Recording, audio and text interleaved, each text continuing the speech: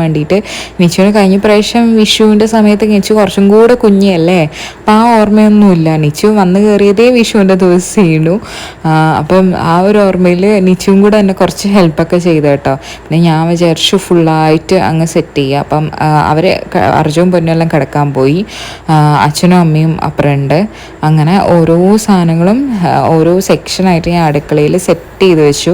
പഴങ്ങളും നമ്മളെ പച്ചക്കറികളും പിന്നെ നമ്മളെ ധാന്യങ്ങളും അതെല്ലാം ഓരോന്നായിട്ട് സെറ്റ് ചെയ്ത് വെച്ചിട്ടുണ്ട്. നമ്മളെ ചക്കയും മാങ്ങയും തേങ്ങയും എല്ലാം ഇതുപോലെ ഒരു ബേസിനിൽ സെറ്റ് ചെയ്തു.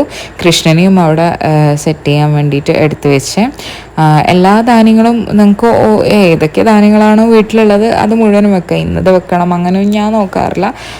നമുക്കൊരു കുഞ്ഞ് വിഷുക്കണി സെറ്റ് ചെയ്യണം. അതിനായിട്ട് ആവശ്യമുള്ള നമ്മളെ വീട്ടിലുള്ള കുറച്ച് സാധനങ്ങൾ വെച്ചിട്ട് സെറ്റ് ചെയ്യാറാണ് കേട്ടോ. അങ്ങനെ അത് മുഴുവനായിട്ട് സെറ്റ് ചെയ്തു.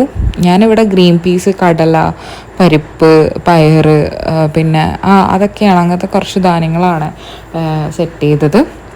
ആ കുഞ്ഞു പാത്രത്തിൽ അതങ്ങനെ സെറ്റ് ചെയ്തിട്ട് നേരെ പോയിട്ട് പൂജ റൂമിൽ ഈ ടേബിളിൻ്റെ മുകളിൽ വെച്ച് കൃഷ്ണനെ വെച്ചിട്ട് നമ്മളെ പഴങ്ങളും കാര്യങ്ങളൊക്കെ വെച്ചു. പിന്നെ ധാന്യങ്ങളും പിന്നെ കണിക്കൊന്നയും മാങ്ങയൊക്കെ ഞാൻ ഓൾറെഡി തൂക്കി വെച്ച് വിളക്കെടുത്തിട്ട് ഇനി നടുക്ക് വെക്കണം. അങ്ങനത്തെ കുറച്ച് പരിപാടിയുണ്ട്.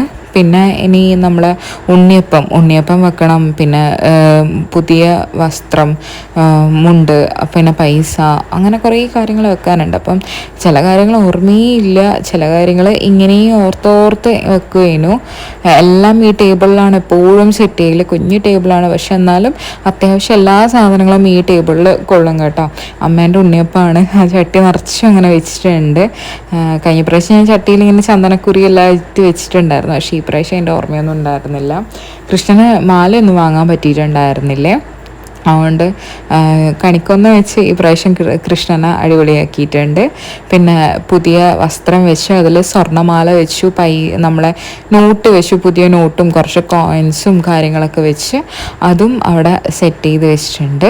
അപ്പോൾ ഇതൊക്കെ ഇങ്ങനെ സെറ്റ് ചെയ്തിട്ടുണ്ടെങ്കിൽ ആ വിളക്കും കൂടെ നടുക്ക് വെച്ചാൽ നമുക്ക് രാവിലെ എണീച്ചിട്ട് വിളക്കും കത്തിച്ചിട്ട് കണി സൂപ്പറായിട്ട് കാണാൻ പറ്റും. അപ്പോൾ എപ്പോഴും രാത്രി പോകുമ്പോൾ ഇതുപോലെ അങ്ങ് സെറ്റ് ചെയ്യും. നമ്മൾ കയ്യിലുള്ള സാധനങ്ങൾ വെച്ച് വിഷുക്കണി സെറ്റ് ചെയ്തത് എല്ലാം ഒരുപാട് സാധനങ്ങൾ വേണമെന്നൊന്നുമില്ല കേട്ടോ.